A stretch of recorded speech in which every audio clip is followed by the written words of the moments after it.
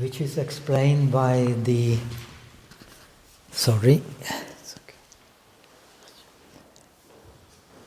which is explained by the 16 exercises.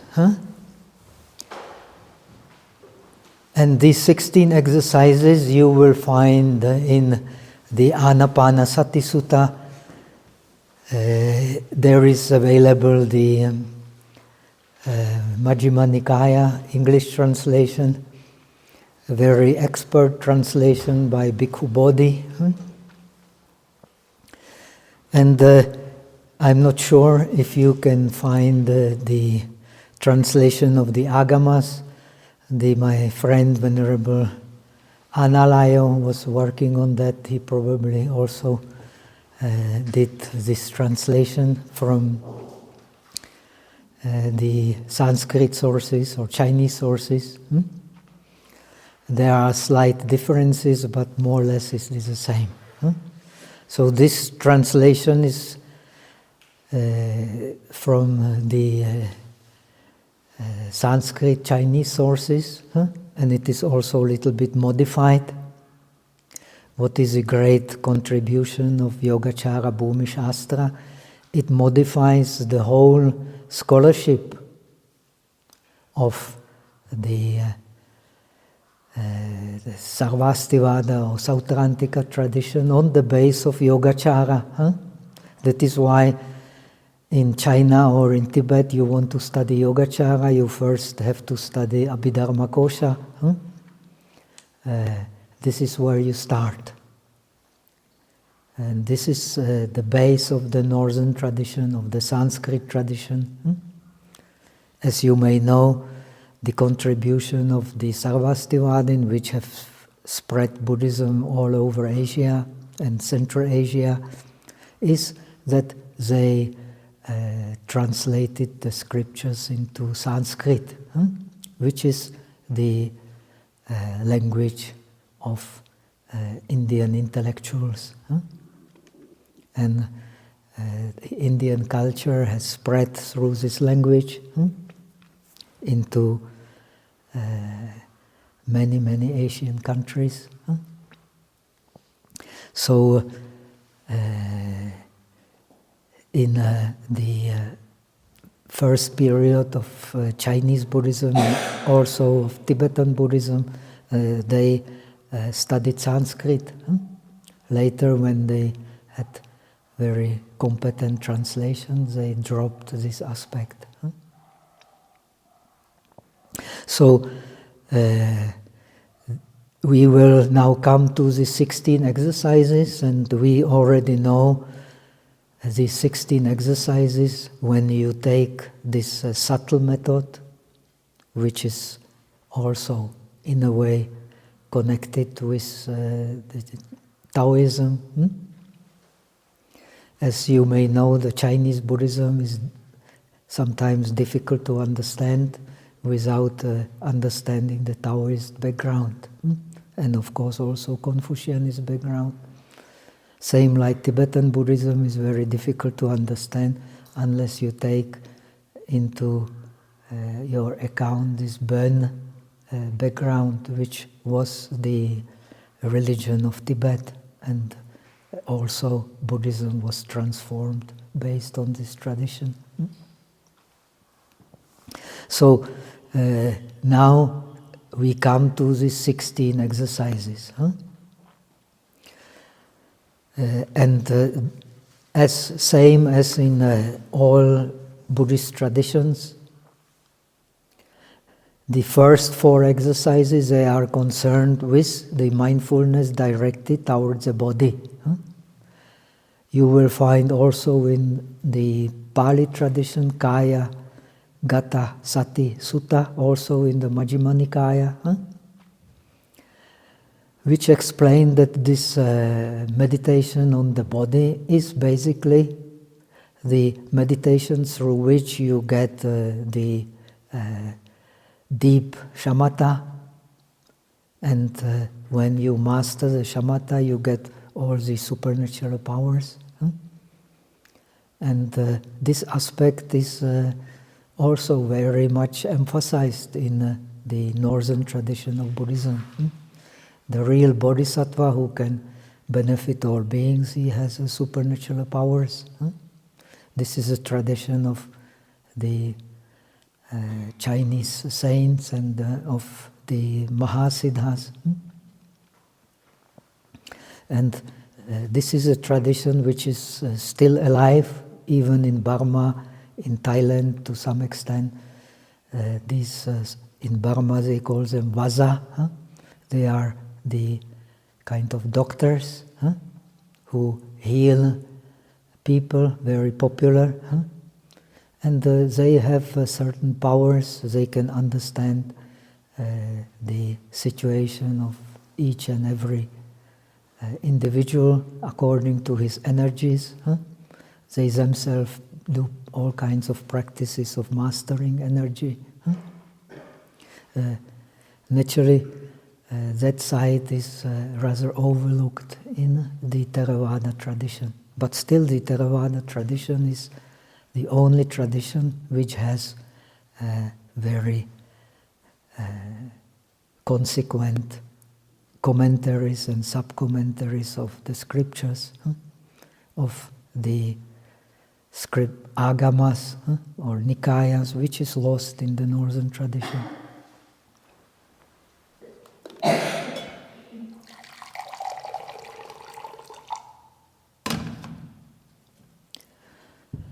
So now to these 16 exercises. First, they are explained in short. Let us concern ourselves more in this course. If we concern ourselves with Vipassana, I will try also to explain a little bit. In the northern tradition, you can, especially in Yogacara, from the very beginning, you can combine shamatha and vipassana.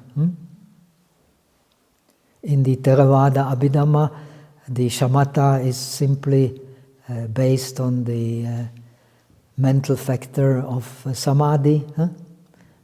You develop the mental factor of samadhi, and it is just a skillful means for practicing vipassana, not more than that. So the samadhi and the wisdom, they are, so to say, linked together, because the samadhi is the hetu, is the cause of wisdom, but they are different.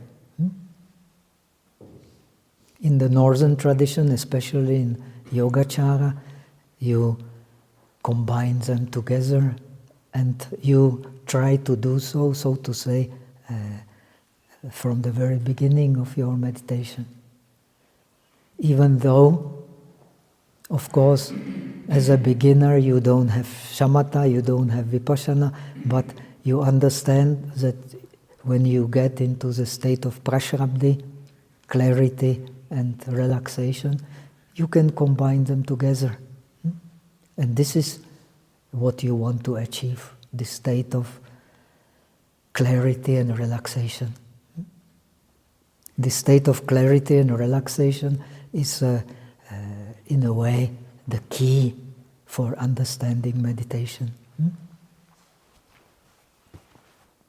So, as long as you are not in the state of clarity and relaxation, you are only adopting to shamatha, you are only adopting to vipassana, but it is not yet real shamatha, it is not yet real vipassana. This is what the Yogacara scriptures especially emphasize.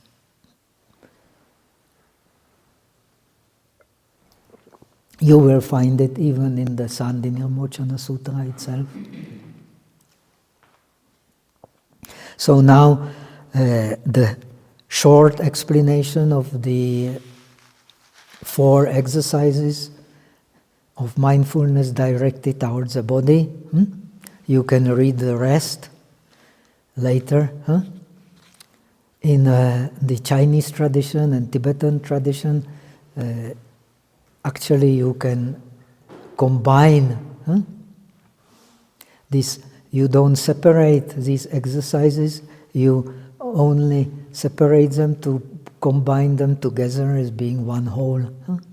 And you can only do that on the base of being relaxed and clear. If you're not relaxed and clear, you cannot combine shamatha and vipassana. Now you are learning, in the evening or in the afternoon, you are learning this text which shows you how to do it. What our life, when really lived deeply, is moment by moment life. In the moment and moment life, the body and mind come together, and we have to be relaxed, completely relaxed and clear in order to see it.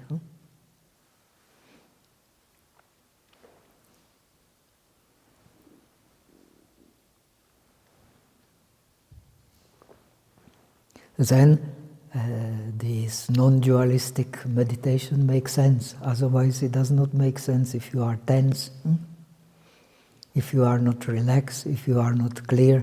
So it will be only a theory. It will never make any impact on your perception and on your feelings.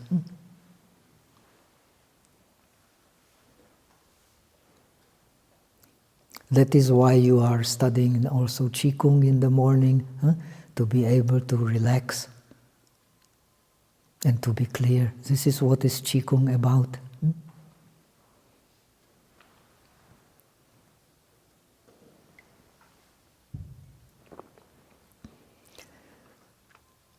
So,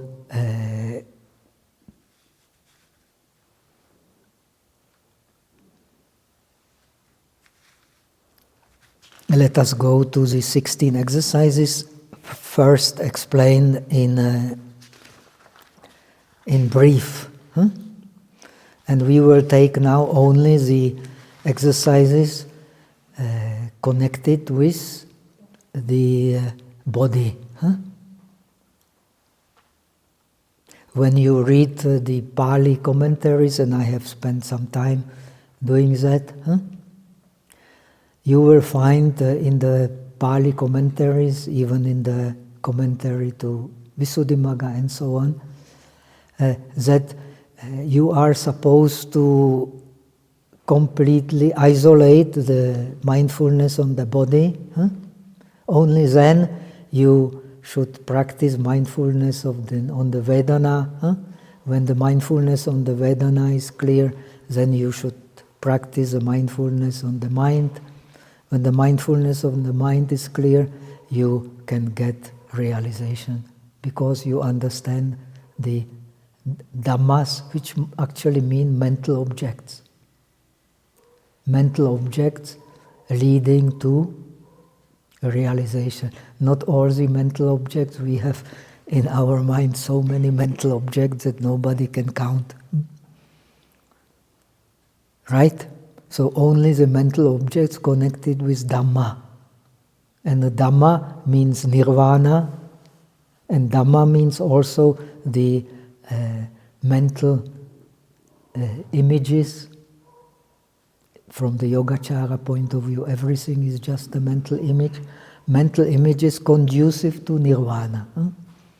We mostly have only mental images conducive to excitement and to anger and worry and pride. So we have to replace them, these images which lead to pride, jealousy, worry, with the Dharma mental images. These Dharma mental images, they are the object of Yonisho Manasikara, of the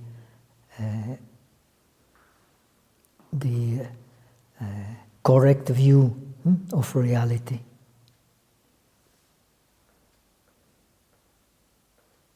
And they are grounded in reality. And the reality is not as we see it, but the reality is as the Arahats, as the Buddha sees it. This is very important. That is why Abhidharma Kosha explains that the Four Noble Truths are not Four Noble Truths for the Putujana, but they are Four Noble Truths for the Aryas, not for the Putujana. The Putujana, he does not see that every moment we are experiencing the impermanence, and that impermanence is suffering. They don't see it. You have to have a direct experience of that which is beyond the impermanence to actually see it. So the Four Noble Truths are not noble truths for non-nobles, they are the noble truths for the nobles, explained the Abhidharma Kosha. But when we see that it makes sense, we have the correct view. And if we don't have the correct view, we cannot develop the wisdom. This is a Buddhist approach.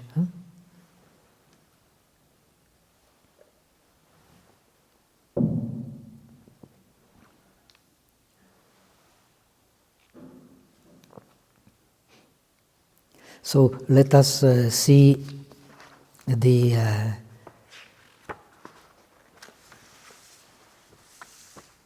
the 16 exercises.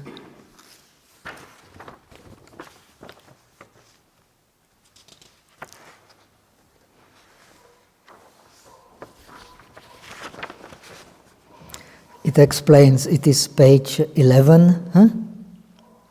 What is the classification of those 16 points? 16 points, 16 exercises.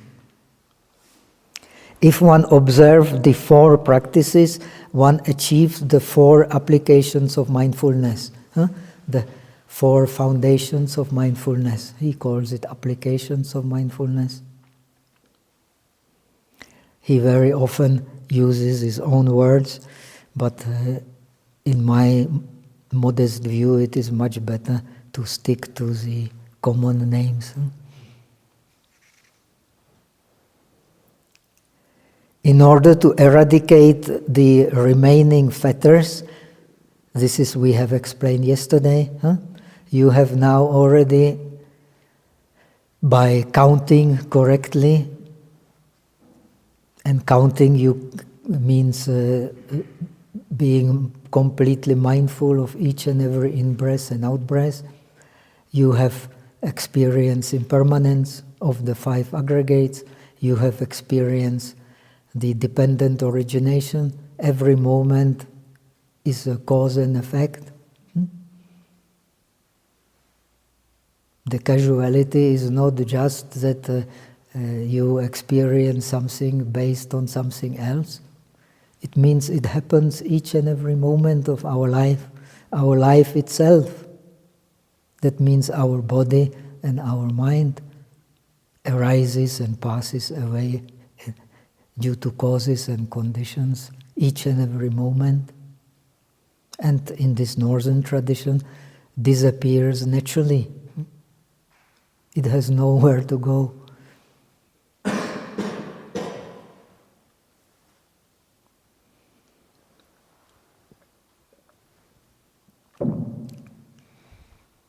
If it has somewhere to go, then it would leave our mind and body, but it can't. So this is very important for understanding non-dualistic approach. So this meditation on the breath is very, very deep actually.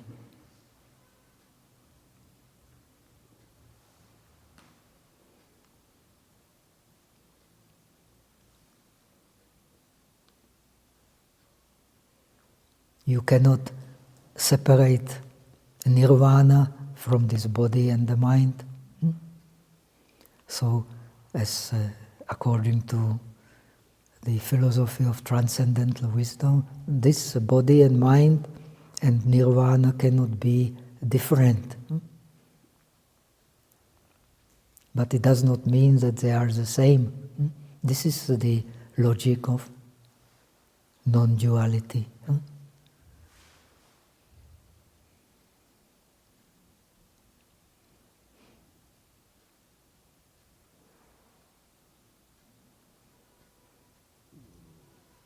A wonderful logic. Neither one, neither same nor different, nor same and different, nor neither same nor different. So, whether we are aware of it or not, we are there. And this is very helpful. This is eka samskara samadhi that we explain in the afternoon. Each samskara, what we experience is only samskara. What we can grasp is only samskara. Each samskara should be samadhi. In which the impermanence and permanent exist together. And the permanent is something you cannot grasp, and we call it suchness.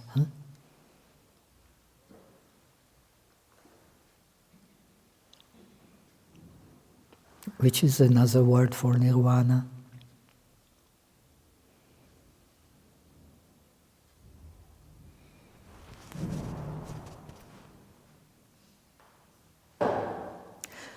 So we have removed all the fetters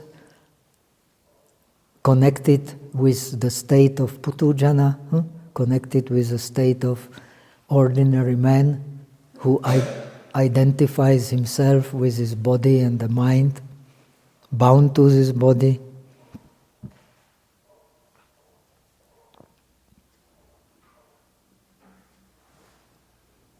We have thereby removed all wrong views, that there is the self in the body and the mind linked to the body, and we don't believe in the real existence of liberation by mere rituals. This karma marga.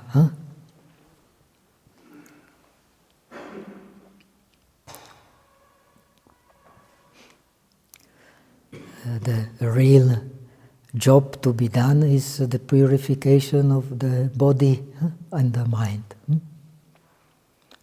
And once you purified the mind, the body, even so being impure, becomes pure, and that is the Pure Land practice.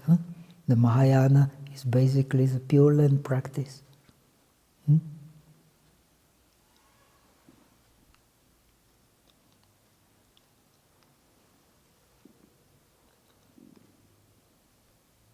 That body which is pure in the state of Buddha is called Sambhogakaya, the enjoyment body.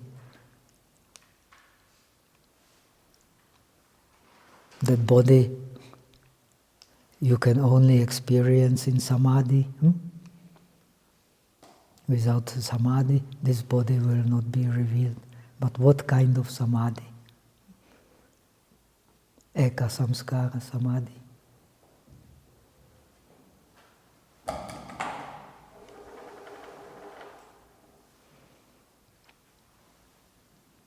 So, thus it is said, one practices mindfully, inhaling mindfully, noting the inhalation. The Sanskrit, probably, I have only Chinese text here, adds, he learns. In each and every exercise, you have the aspect of shikshati, he learns. Sanskrit also, no? Shikshate. In this text it is missing. Maybe Tibetan text is not there, I don't know Tibetan. But this Shikshate is very important.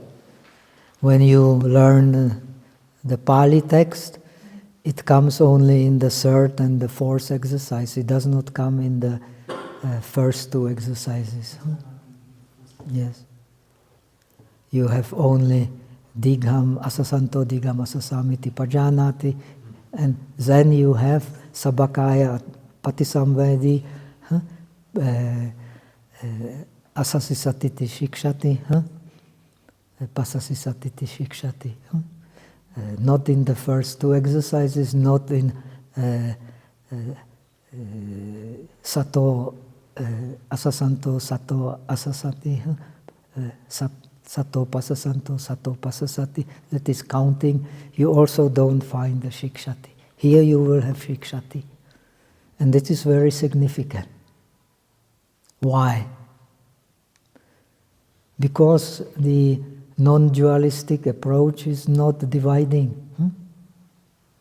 When you can count the breath mindfully, you are able, you will have relaxation, you will have clarity. Then you can combine shamatha and vipassana and you can get realization. You don't need to separate. So in counting breath, which means breathing in and out mindfully, everything comes. And that is why even you have to learn to breathe mindfully. It is to be learned. This is not so easy. Watch yourself if you are always breathing in and breathing out mindfully. If you can do it, then you will see how breath reflects the state of your body and the mind. When your body has tension, you breathe in a different way. When your mind has tension, you also breathe in a different way. When the mind has tension, it will influence tension in the body. When the body has tension, it will influence the tension in the mind. That is Satova Asasati, Satova Pasasati. One has to learn it. And that is not easy. Once you have learned it, you can become enlightened. All these 16 exercises can come together. This is what the Tiantai tradition in China explains. It is a wonderful tradition, little known, based on Nagarjuna's teachings.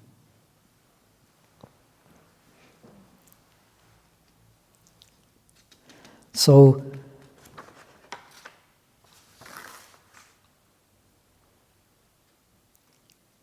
when focusing on the inhalation or exhalation, if a long inhalation occurs, one practices noting that a long breath is inhaled. If a long exhalation occurs, one practices noting that long breath is exhaled.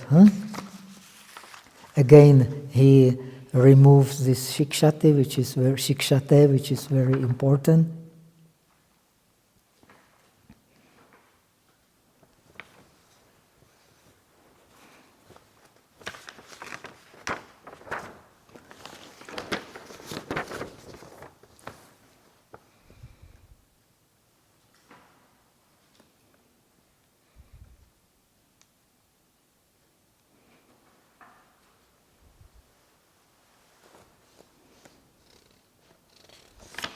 Where are we?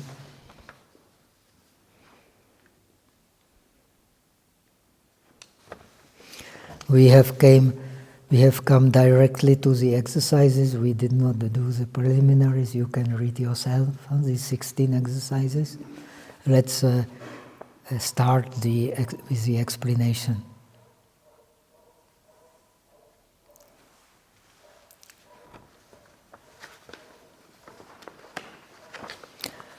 So according to the Chinese text, when I note,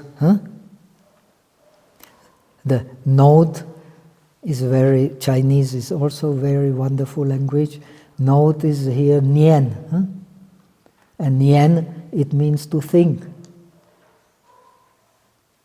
Is it verbally noting or non-verbal noting? Is it verbal noting or non-verbal noting? This is the thing. In order to think, you do not need words. And the same comes in dhya. Dhyana is from the Sanskrit root dhya. Dhya means to think. But in dhyana you don't think anything. But you are still connected with the object. Therefore the mind is that which thinks about the object. Alambanam chinteti iti chitam. But think does not mean that you are using some concepts. Think means that you apply the mind to the object. And that is in Chinese explained by this nian. When you sato asasati sato pasasati, you don't need to think anything. The breath is there. Right? But it is thinking. But in Western languages, at least in all Western languages that I know, when you say thinking, you are always thinking about some concept. But not in Indian tradition, not in Chinese tradition. Nian or chinteti means simply connecting the mind to the object. You do not need to think for that, in the sense that you have some concept. So breath is there, but you do not need, in order to note it, you don't need any words.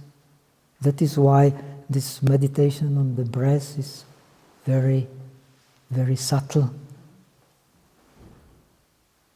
To note the breath means to think about the breath. You don't need any words. It is always there. You don't need to do anything with it. It will still continue.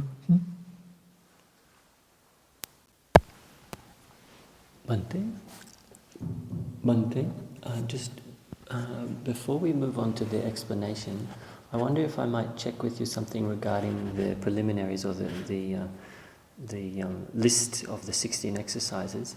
Do you think it's significant that the 15th and 16th are transposed in the Sanskrit and in the translation versus the original Pali? So we have Aniccanupassi, Viraganupassi, Nirodhanupassi, Patinisaganupassi in the Pali. So the 16th is letting go. But in the Sanskrit and in yes, of course it is different, but we cannot learn everything. We emphasize the last day, we can go into it, but we emphasize now shamatha. Achha. Without the shamatha, how can you understand the Patinisaga? It's not possible. Right? You have to already have this bhanga jnana to be able to do Patinisaga. If you don't have bhanga jnana, how can you have two nirodhas, the absolute nirodha and the nirodha of moment by moment? It is not possible. And we want to get the clarity in the shamatha, then we can, in the end, we can connect it together. But this is a very, very advanced practice, this Patinisana. Is it right?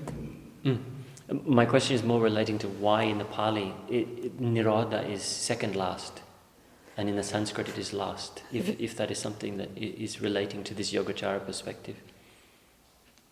Not really directly. You have to check with what Venerable Analayo did, the Sanskrit and the Pali text. This is a little bit modified already Sanskrit text from which the Chinese translation is taken. Why? What is a great contribution of Asanga? He interprets the whole Shravaka tradition on the base of Yogacara. In a way, Buddhaghosa has tendency to do the same. Buddhaghosa is kind of a Yogacharin also, but he has tendency to Yogacara, but he does not systematize it. He also say the eye does not see, the mind sees. There was a big discussion if the mind sees or the eye sees.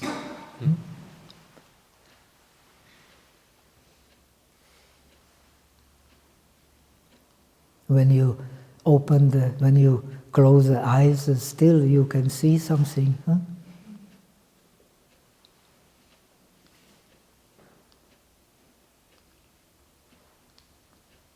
So the mind is the base of everything we see, we hear, and so on and so on. If that is the case, then why not say that all objects arise in the mind? In which mind? In this karma mind? In the emptiness mind, nothing really arises, but still it is there. That is the Zen. That is a paradox we are in. So you need to be kicked. You need some very radical means to realize that you are there, but you don't see it. No?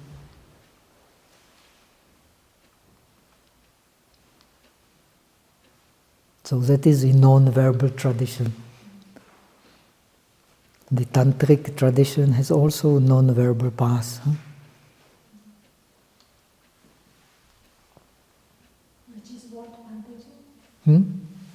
What is the non-verbal path in the country? The secret practices, no?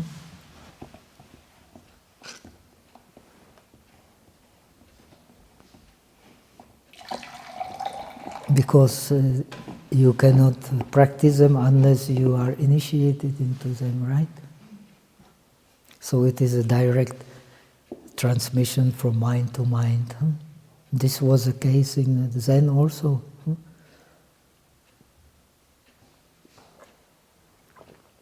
When the Bodhidharma saw that the Huike is ready, just he transferred his mind to the Huike mind, and so goes the tradition.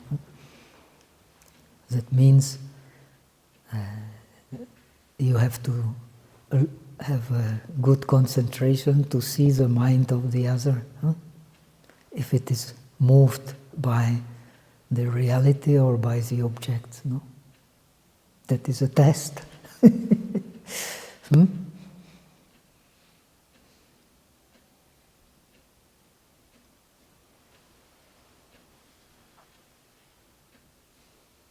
Okay, we are talking too much and learning too little. So, first, and in the end, finally, you have to learn to breathe mindfully. You don't need any words for that. And don't think it is easy that first you just learn breathing mindfully, then you just learn breathe a long breath, then you learn breathe a short breath. It is not like that. Everything in reality comes together, but you have to separate in order to see together. So the Pali commentary is right. When you meditate on the body, you only meditate on the body. Then you can understand the meditation on the Vedana. Because if you have not correctly meditated on the body and got into the dhyanas, then you cannot, strictly speaking, practice the meditation on the Vedana. So we don't explain it now. Why? We can understand some principles, but how try to be breathing in and breathing out for 20 minutes experiencing joy. You cannot force it. It is impossible. But if you are in dhyana, it is a natural state. You don't change the Vedana 1 hour, 2 hours, 3 hours. The Vedana does not change. So the mind becomes very powerful.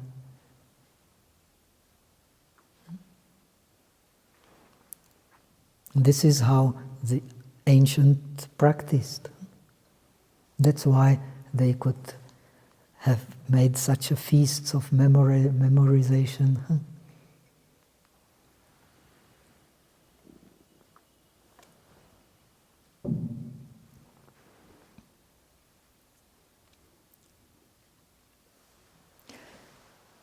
So, strictly speaking, and the text also explained, the Pali text also explained, in order to practice deeply the meditation on the Vedana, you need dhyana.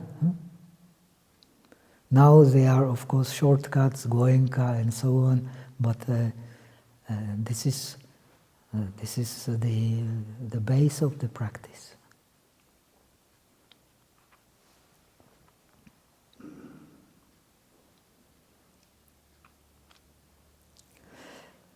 So,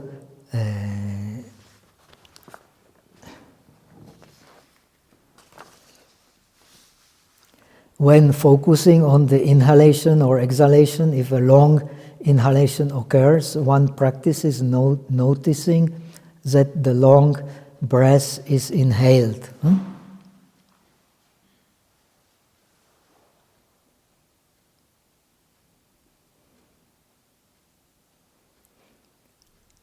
When focusing on the interim inhalation or exhalation, now those of you who want to practice this kind of practice with interim breath, so notice when your meditation becomes better, when you breathe in and before you breathe out, even when you have better concentration, before you get to the stage when this long breath or short breath has stopped, there is like an echo in the body.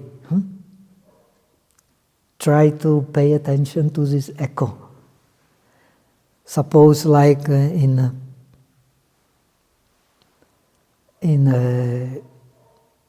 Pali tradition you have a very good example. Suppose you jump out of the train. So you still continue, you cannot stop.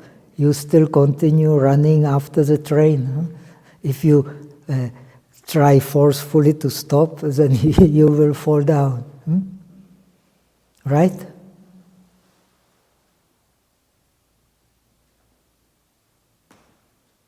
Similarly, when you breathe in, there is still echo of this breathe. When you have deep concentration and relaxation, there is still echo of this in-breath, energy is going up. And when you breathe out, there is still echo of this out-breath, energy is going down. Then only you will be more aware of these vibrations in the body.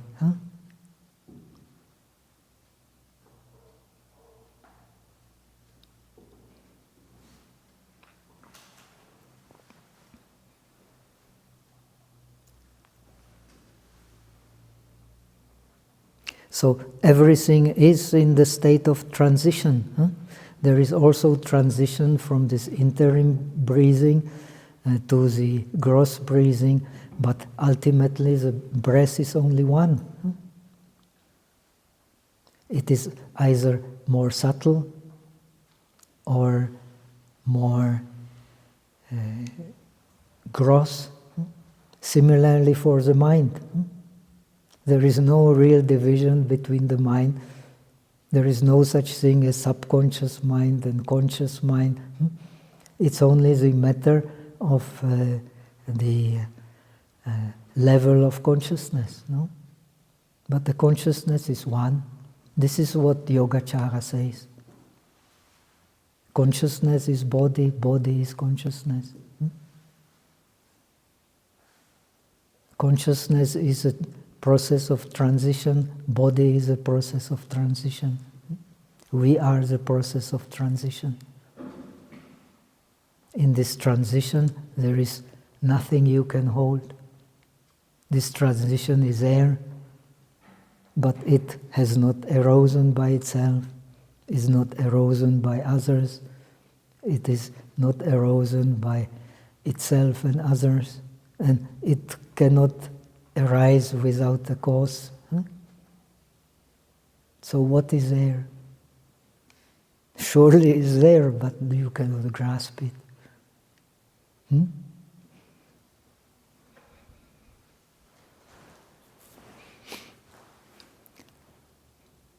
Here you get into the non-dual meditation.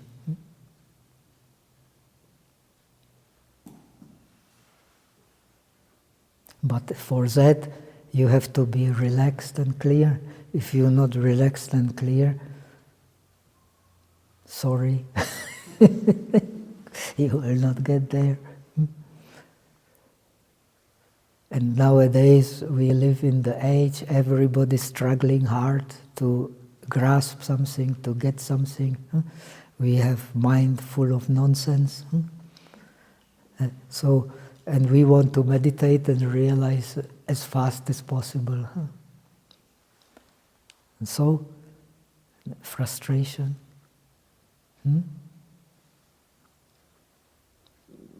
But frustration is good. Yogacara teaches you.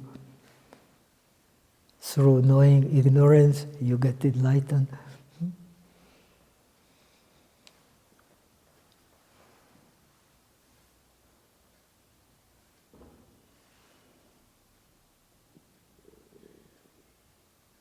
Okay, so you have the interim inhalation or exhalation.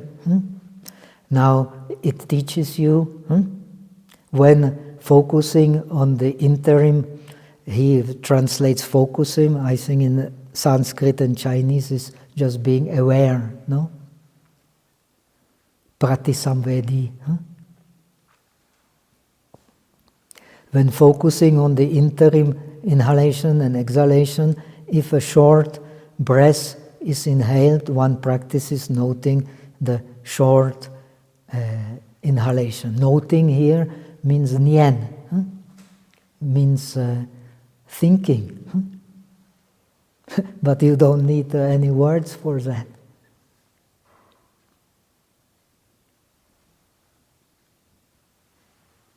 When you introduce the words, so is Yogacara, you already introduce your past and your judgments and all the rubbish we carry with our past, no?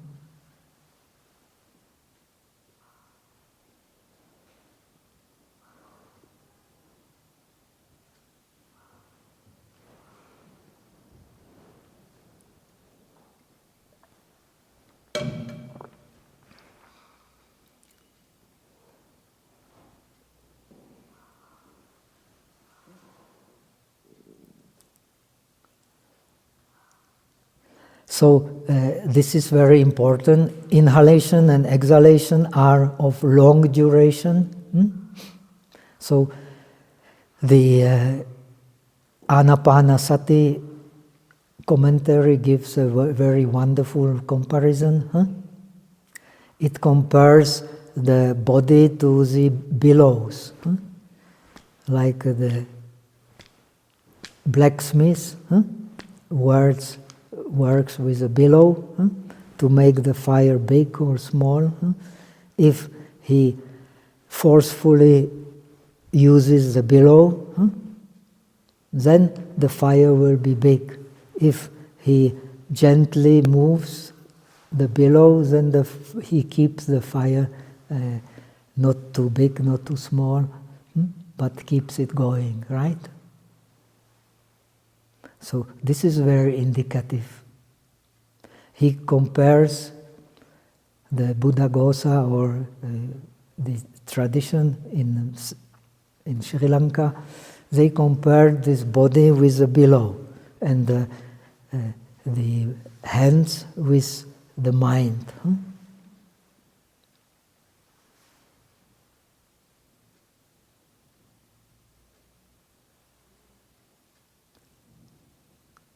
If you use the mind quickly on the breath,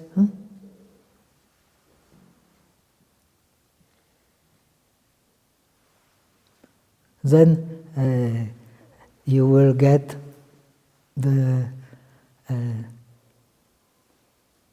what? Short entering breaths and very forceful. Well, that is already a little bit far-fetched.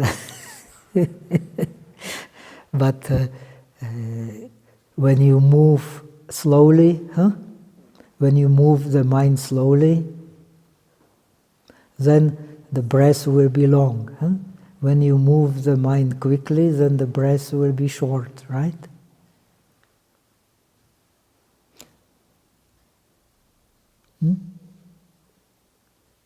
Does it make sense? Now, in this tradition, they only observe the in-breath and out-breath.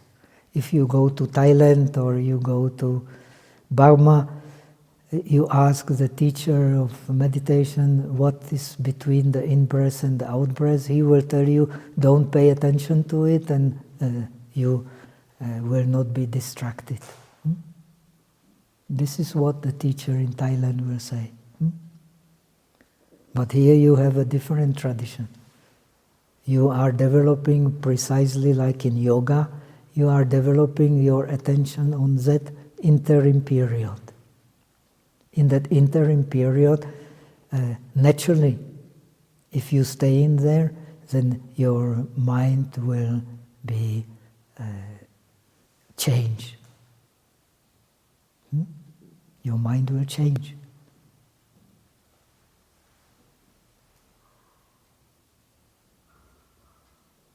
Why? It will spread to the whole body and you will be able to experience the whole body is a movement, no? If you breathe only through the breath, then you will experience only the upper part of the body connected with what is in yoga called Saushiriam. Saushiriam is this part of the body connected to the perineum. But you don't feel anything what is below. You don't feel the head also. You feel only Saushiriam. But when you don't breathe, automatically the attention spread to the whole body. And you feel the body is actually a process, a movement, which happens in each and every part of the body.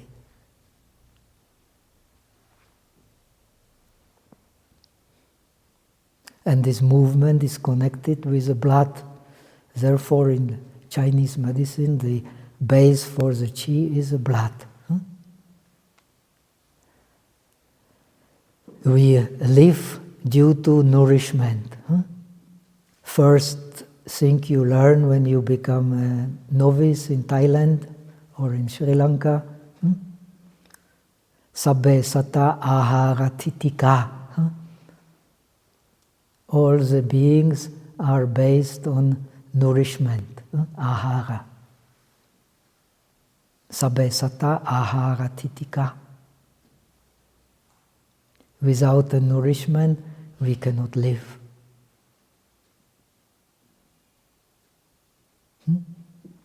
Now,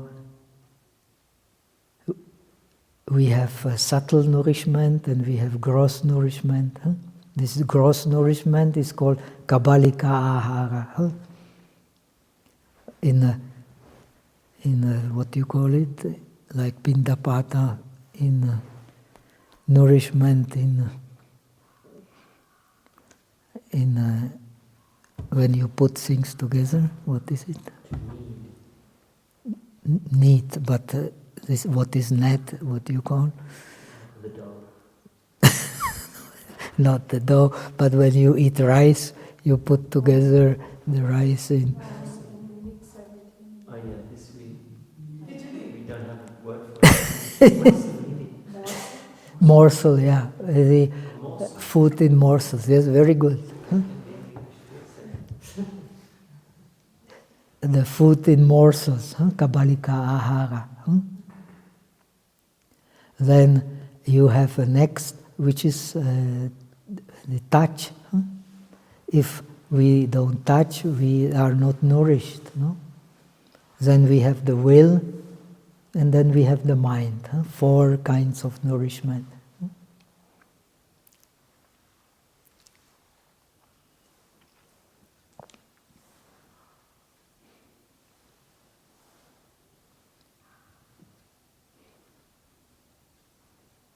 Now, mind needs a very subtle nourishment. Huh? And will also needs a very subtle nourishment. Huh? If you are very, very weak, you also cannot will, right? And touch depends what you touch also. Huh? You touch in a subtle way, you will be nourished in a subtle way. You touch in a gross way, you will be nourished in a gross way, right?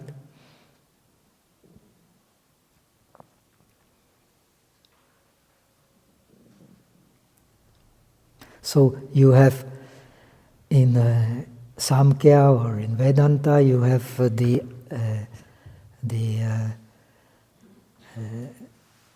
gross nourishment. As far as bodily nourishment is concerned, the gross and subtle. The gross is a food, water. The subtle is a prana. Huh? So you have the ahara kaya and prana kaya. Huh? 5 bodies in the Vedanta. Huh? This prana kaya is most closely connected to the mind. Huh?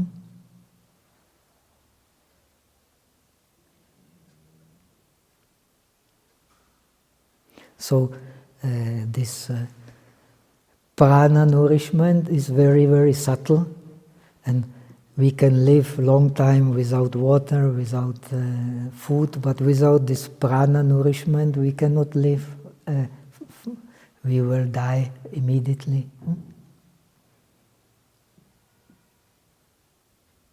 But this prana nourishment is very nourishing.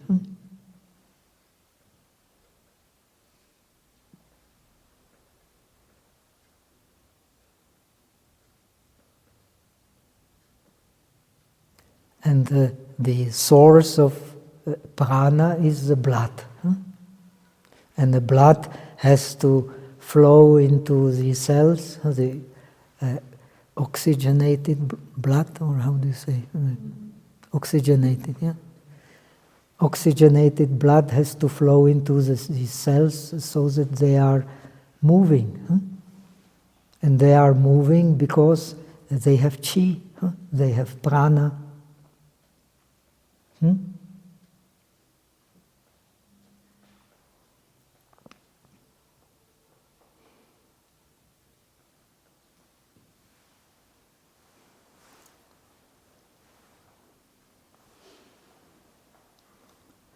And similar like in Vedanta, the most subtle nourishment is the mind.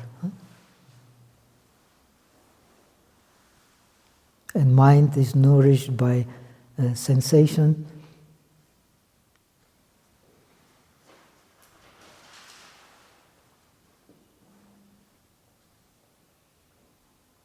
Actually, yoga tradition has many, many similarities, only the language is very different. It is nourished by the will.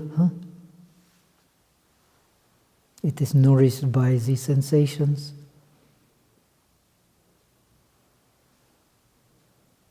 When we lack these nourishments, we will die.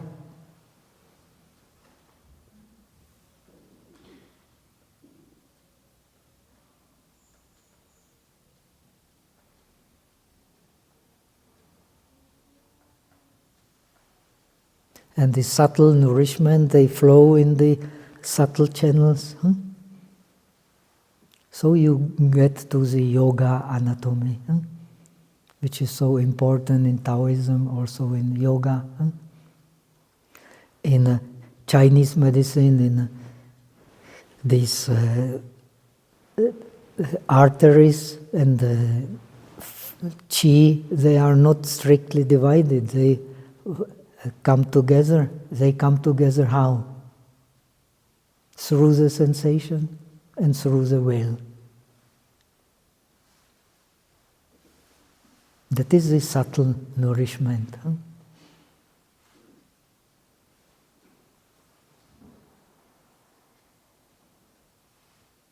If you don't will and you don't have the feeling, you will not see these channels in the body.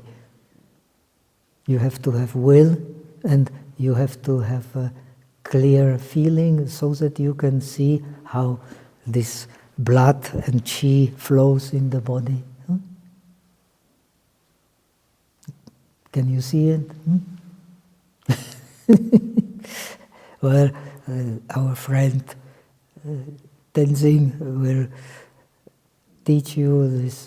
This is what is Qigong about. In this Qigong I have learned, first you try to see the qi between the palms. And when you do the movements, you try to do it with the feeling and the will have to come together, right? Am I wrong?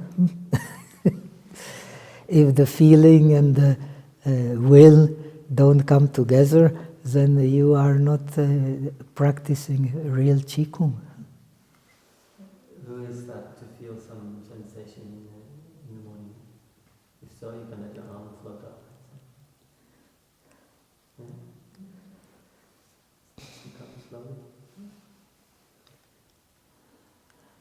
In the set that I have learned, you start with feeling the qi.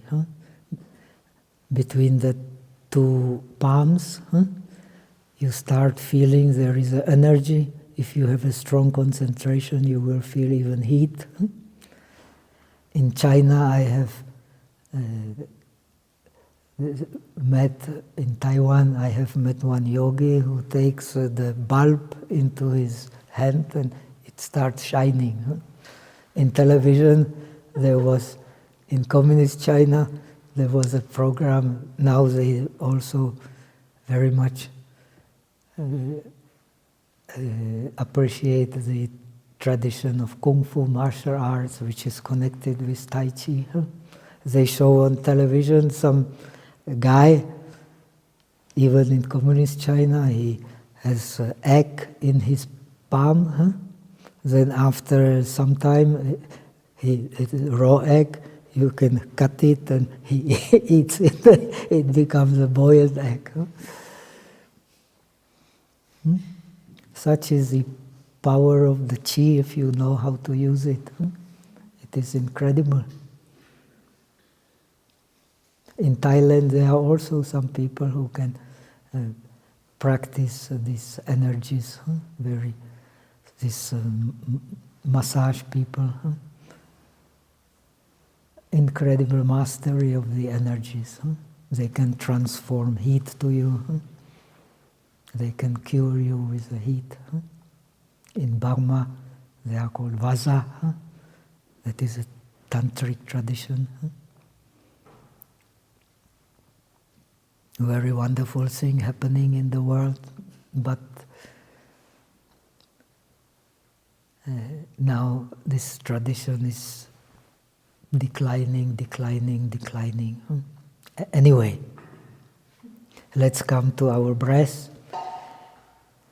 So what you are to notice, if the gross breath is long, naturally this interim breath is short.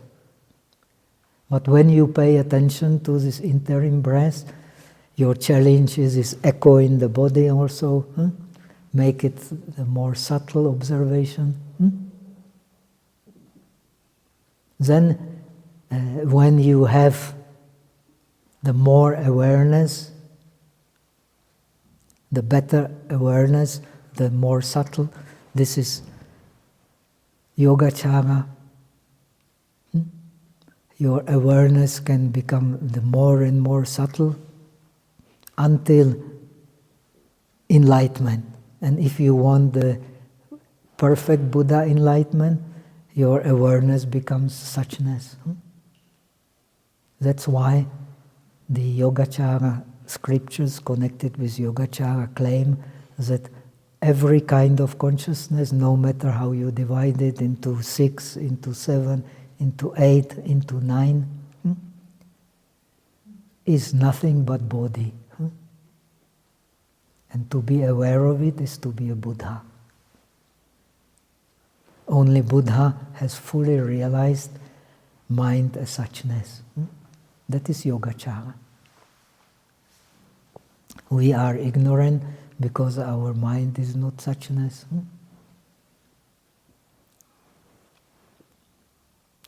So here is a challenge. Go into the more subtle.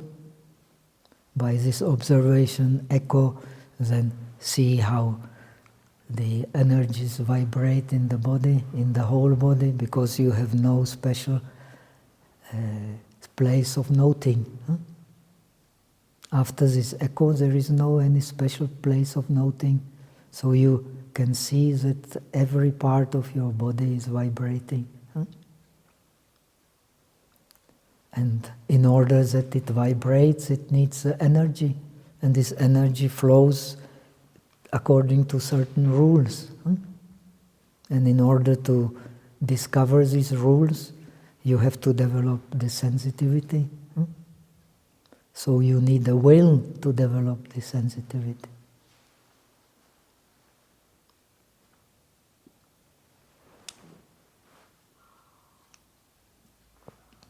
One observes and recognizes them in the manner in which they occur. When one is intently focused, that must be the translation of this pratisamvedi. He translates as intently focused.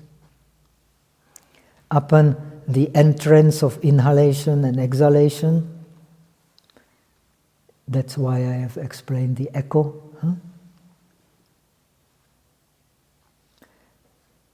Into the minute cavities of the pores of the body, one authentically experiences the entire body. Patisamvedi, pratisamvedi.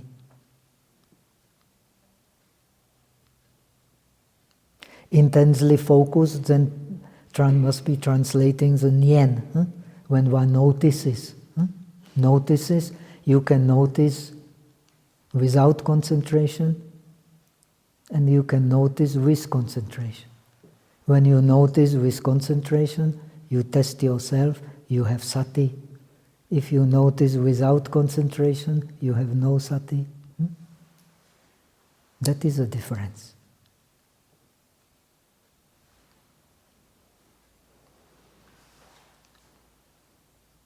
If you don't notice with concentration, what will happen?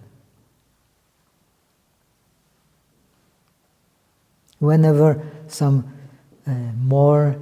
other object which makes more impact than you're noticing, the object you are noticing appears at the 6 doors of consciousness, you will immediately run to that object.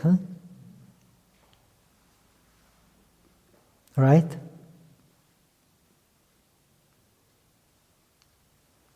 Why? Because your attention has no concentration.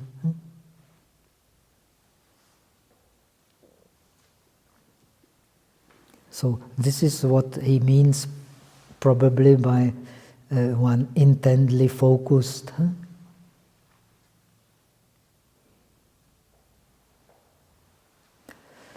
But you have to understand very clearly there is difference between one-pointedness, ekagrata, and the smriti, sati. When you one-pointed on the object, then you ignore the other objects. But when you focused on your attention, like I focus now on my speech, I can see everybody here and what he is doing, and if he is attending carefully, or if he is dreaming, or if he is thinking about something else. Why? Because this mindfulness is open. The one-pointedness is closed.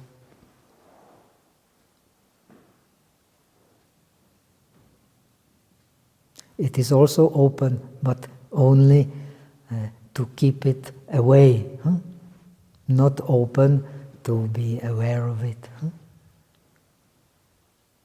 So this is a different awareness.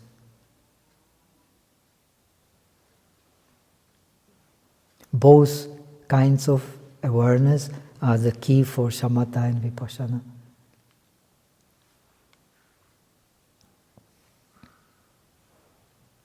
When one is intently focused upon the entrance of inhalation and exhalation into the minute cavities of the pores of the body, one authentically experiences the entire body. That is a third exercise. That is the what exercise? Third exercise. First exercise, Digam asasanto, digam asasamiti pajanati. He learns. In this case, learns is much better. I learn to breathe with awareness, the long breath. I learn to breathe with awareness, the short breath. Here you can have long breath and short breath side by side. If you practice only the mindfulness of in-breath and out-breath, you cannot have a long breath and short breath side by side. You have a long in-breath, then you have the short interim breath. When you have long, you cannot have short. When you have short, you cannot have long. But here they are closely connected. Right?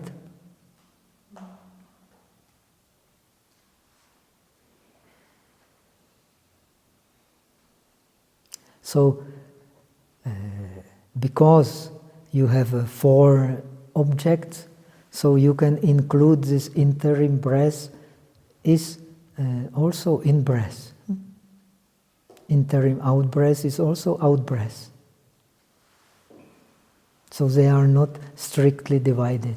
But if you only work with in breath and out breath, so they are, so to say, you cannot have long breath and short breath together. It is impossible. When you have long breath, you cannot have short breath. When you have short breath, you cannot have long breath. But this interim breath is same like in yoga. You have the Antara Kumbhaka and you have the Bahaya Kumbhaka. After the in-breath, you have the interim in-breath. After the out-breath, you have the interim out-breath. So the same principle like in yoga, Yogacara and yoga, it is not accident that Yogacara is called Yogacara. They are closely connected. These yogis, they used to live together. It was not so important if you are in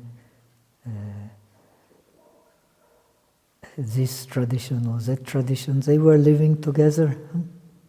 If you go to Ellora, you have the Buddhist caves, the Hindu caves and the Jaina caves side by side. They are not real strict divisions between them. So how come they were completely separated? They were not separated. They intermingled and discussed with each other. Okay, we have reached the time. We will continue tomorrow. Now you have many things to digest, and I will try my best to help you to digest. That is all I can do. Shall we have a short break? 5 minutes and then we go to sitting. And we have twice 45 minutes.